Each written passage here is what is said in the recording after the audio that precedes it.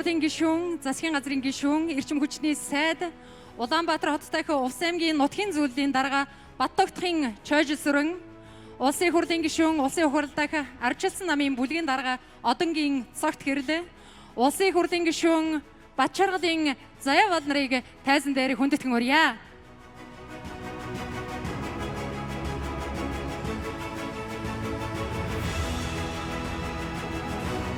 За, бахархал хөгийн гიშгийн халуун тойрог гэдэг нутгийн сонгуульын манд бахархал болсон 3 сарын төрийн төшөөдөө дахин цагаат гадагшлаар бүгдээ өгтөн авъя.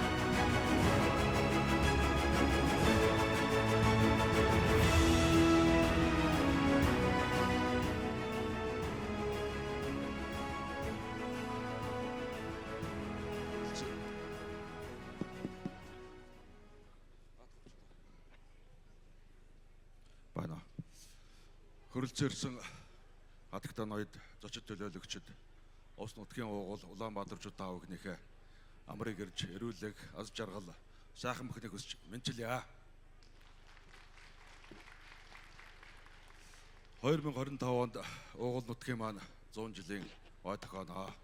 Улаанбаатар хотод Увс аймгийн нутгийн зөвлөлөөс энэ арга хэмжээг аймгийн иргэдийн хурал, аймгийн засаг даргын тамгын газраас байгуулагдсан ажлын хэсэгт туслах зорилготойгоор 2024 оны 9-р сард шийдвэр гарч энэ ажлын хэсгийн ахлагчаар миний бие томлогдсон. Ажлын хэсгийн дэд ахлагчаар улсын хурлын гишүүн Цогт Гэрэл, улсын хурлын гишүүн Заяа бол бид гурав одоо томлогдсон адилж байгаа гэдгийг хэлье. За, Увс аймгийн Улаанбаатар хотын нутгийн зөвлөлөөс ойтой холбоотой эхний ажил арга хэмжээг бол 2024-өөс 2025 онд шилжих Увс аймгийн Улаанбаатар хотын нутгийнхны шинжилгээ зохион байгуулах ажил эхэлсэн. Үүний дараа аймгийн иргэдийн хурал, засаг даргын тамгын газраас аймгийн төв дээр хандивын аян нэгийг зохион байгуулсан байна. Дархан хотод хандивын аян зохион байгуулсан байна. Эрдэнэт хотод хандивын аян зохиогоод өнөөдөр Увс аймгаас гаралтай Улаанбаатарчууд бидний ээлж тохиож байна. Бидний урилгыг хүлээж аваад хөрөлцөөрсөн нутгийн ах дүүс таа бүхэнд бид чин сэтгэлийн талархал илэрхийлж байна.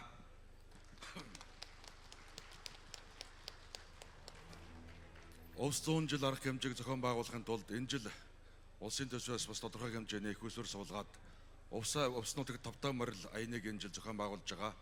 Та бүхэнд нэг гэгээтэй мэдээлэл дуулгая. Өнгөрсөн жил манай Боршоо бомбд зорчигч нэвтрэлтээр эхний 3-д орсон. Чингис хаан бомбд байгаа. Алтан булаг бомбд байгаа. Замун уд бомбын өмнөр манай Боршоо бомбд 134 мянган жуулчин хүлээж авснараа эхний 3-р байрт орсон гэдгийг бас дуулгая. Нутгийнхаа ойг дэмдэглэхээс гадна бид нар мэдээж нүсчүүд бид нар нутгийнхаа ойг сайхан дэмдэглэхийн төлөө хичээл зүтгэж ажиллах болно. Түүнээс гадна ганц нэг удаа ой дэмдэглэж өнгөрөх биш. Энэ ойгаа далимдуулаад энэ ирж байгаа жуулчдын тоог магадгүй их айхтар өсгөж чаддгүй маа гэхэд энэ хэмжээнээс нь буухгүй тогтмолжуулах зорилго бидний өн байна. Тийм учраас ой зохион байгуулахын хажуугаар энэ аялал жуулчлалын салбарыг тэргүй эхний ээлжинд ойрын ирээдүйд бол тогтмолжуулах ийм ажлууд хийгдэж байгаа гэдгийг та бүхэнд хэлье. Аймгийн төвд Улаанбаатар хотод улсын төсвөөс энэ жил нэг 50 орчим тэрбум төгрөгийн төсвийн дүнтэй, санхүүжих дүн 35 орчим тэрбум төгрөгийн үнэтэй ажлууд хийгдэж байгаа гэдгийг бас хэлнэ. Энэний дараа аймгийн засаг даргатаа бүхэнд гараад ойтой холбоотой хандивын арга хэмжээний танилцуулгыг хийх учраас би энэ удаагаа төвчлөё. Улаанбаатарт цугаа Увс нутгийн ах дүүс таа бүхнийг хандивын аянда идэвхтэй оролцохыг бас нутгийн зөвлөлийн зүгээс хичээнгүйлэн хүсэж байна. Сайхан барилцгаая таа бүхэнд. Эрүүлэг аз жаргал амжилт бүтээлийг хүсэн өрөөе. Баярлалаа.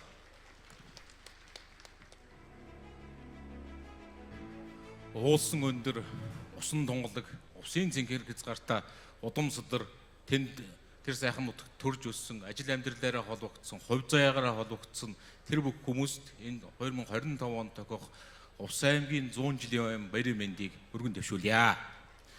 100 жилийн ой гэдэг аймаг суманд бай тухай улс орны хувьд ч гэсэн түүхийг жагсаагаад үзвэл бас богино хугацаа биш ээ.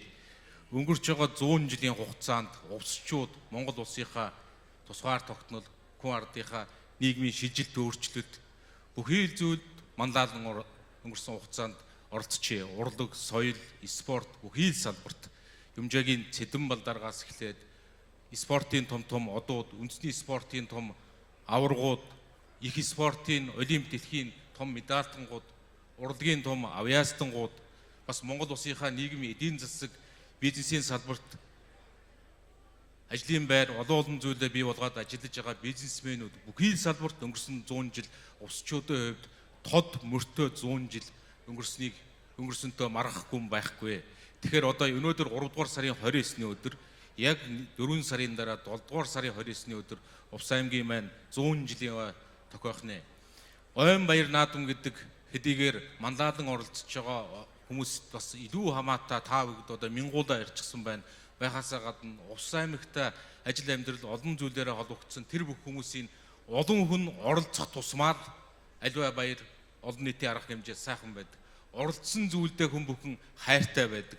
Тэгэхээр бүгдээрээ бас Увс нутгийнхныгаа Увс аймагтай ажил амьдралаа холбогдсон тэр бүх хүмүүсийг бүгдээрээ сайхан урайлан дуудаад Увс аймгийнхаа 100 жилийн ойг өргөн дэлгэр бүгдээрээ сайхан тэмдэглэцгээе. Увс аймгийн 100 жилийн ойг цөөгөөр хэлэх юм бол олонний хүч, олонгүй далаа гэдэг тэр ардын сайхан үг, ардын сайхан философт нийцүүлж бид нар хийж ээж бас ингээд дурсамж дүүрэн шин 100 жилдээ илүү эрч хүч, энерги авсан юм сайхан арга хэмжээ болох байхаа гэж бодож байна. Ингээд та бүхэндээ Увс аймгийнхаа 100 жилийн ойн бэлтгэл ажлын хүрээнд хийгдэж байгаа энэ арга хэмжээнүүдэд болоод бүгдээрэнд нь бас өндөрөөс өндөр бас ингээд сайхан том амжилтуудыг хүсье. Бүгдээрээ бас энэ арга хэмжээнүүдээ сайн бас идэг зүтгэлтэй сайхан оролцоцгоохон гарцаагүй. Та бүгддээ утахгүй болох 100 жилийн 4 сарын дараа болох арга хэмжээнд илүү өргөн дэлгэр, илүү баярын мишэлийн нээдтэйгээр дурсамж дөөрн уулзахын өрөөлийг та бүхэндээ өргөё.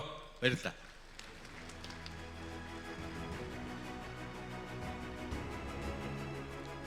Уул усны даваачны Увс нутгийн ахан дүүс зөн олон энд хүрэлцээрсэн нутгийн зон олны төлөөлөл эрхэмсэг ноёд хадагта та бүхэндээ энэ сайхан учран золгож байгаа өдрийн мэндийг өргөн дэвшүүлье.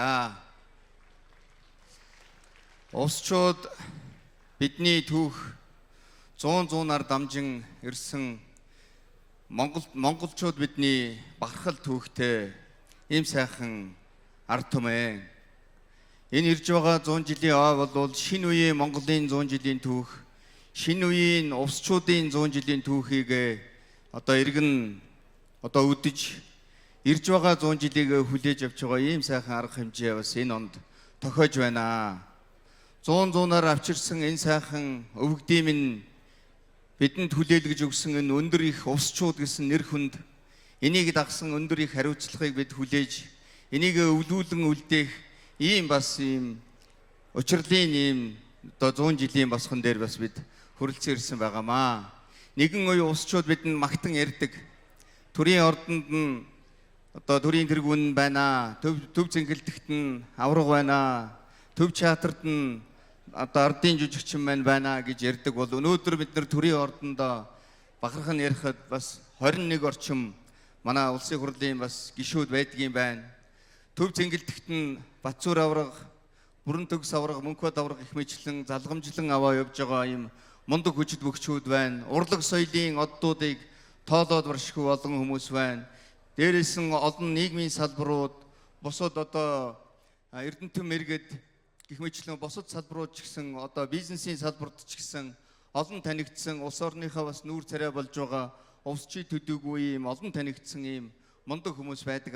Тэгээ та бүхэн минь бас одоо энэ 100 жилийнхаа ойд одоо сэтгэл зүтгэлээрээ оролцож 100 Увс нутгийнхаа хөгжил цэцгэллийн төлөө хамтдаа нутагтаа очиж 100 жилээ тэмдэглэн нутгийнхаа уул усыг нутагт хүлээж байгаа өвөг дээдсийнхээ тэр яриун дээрээс харж байгаа тэр сэтгэлийг нь очиж бас дэвтээж хамтдаа сайхан барилцгаахыг бас та бүхэнд дахин хэлье. Ингээд бүгдээрээ сэтгэл гаргаж хамтдаа зүтгэж сайхан 100 жилээ тэмдэглэхийг уриалж байна.